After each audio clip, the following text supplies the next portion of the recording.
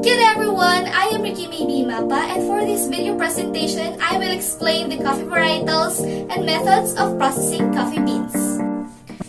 Coffee varietals are coffee beans from one country or region. We have 4 coffee varietals, and in order for you to memorize it easily, you just need to remember the word real. R stands for Robusta, E stands for Excelsa, A for Arabica, and L for Liberica. But before I proceed in discussing these 4, let me first give you a trivia. Did you know that Philippines is one of the few countries currently producing the 4 varietals of coffee? Yes, you heard it right. We produce Robusta, Excelsa, Arabica, and Liberica. In fact, Philippine Liberica is locally known as Barako. Robusta is the second biggest player in the market now, though at times in the past, it has been the dominant species. It grows in a larger trees that are better suited to heat and irregular rainfall, and it can tolerate a wider range of altitudes. Did you know that Robusta contains more caffeine and less sugar among the other coffee varietals? Yes, you heard it right. That is also the reason why it tastes stronger and harsher than the other varieties. Additionally, Robusta gets its name from its hardy nature. On the other hand, we have Excelsa, which was recently reclassified as a variety of Liberica. However, even though the plants may be taxonomically similar, the actual coffee is so dramatically different that we still think of them as entirely separate species. Additionally, Excelsa has a distinctive tart, fruity, dark, and mysterious taste. Regarding Arabica, did you know that Arabica coffee has 44 chromosomes? Yes, you heard it right. The coffee is so much better than the other strains because more chromosomes means more subtle flavorings and more qualities that can be improved upon. Arabica accounts for about 60% of the world's commercial coffee production. It prefers to grow in light shade at high altitudes with even rainfall.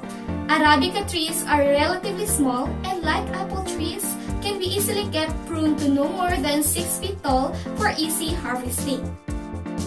It is a fun fact that Liberica has the lowest caffeine content out of all the other coffee beans, having 1.23 grams caffeine for every 100 grams of beans. Liberica is an entirely separate species of coffee with a very distinctive taste profile. It grows on vigorous 20 to 30 foot trees in jungle environments, which is fortunate because if it weren't strong enough to grow wild, it would have gone extinct. Since we are talking about coffee, did you know that the most expensive coffee beans are not processed by machines but by animals called civet? Yes, you heard it right. And the coffee they produce are called coffee alamid. It is expensive because civets are capable of picking the best coffee cherries. Their digestive enzymes partially break down the coffee cherries, which alters the flavor. They are also capable of reducing the caffeine, producing decaffeinated coffee beans. And it costs around 500 pesos or $12.50 per 50 grams. There are 2 methods of processing coffee beans. We have a wet method process. This method is designed to remove the coffee fruit from the coffee seed quickly and thoroughly after the coffee is picked. In order to do this, we need to follow these steps. First, hand-pick ripe coffee cherries and carry to the receiving point. Next, wash coffee cherries and remove undesirable excess material such as debris. And then remove red skins and fruit pulp from the coffee beans.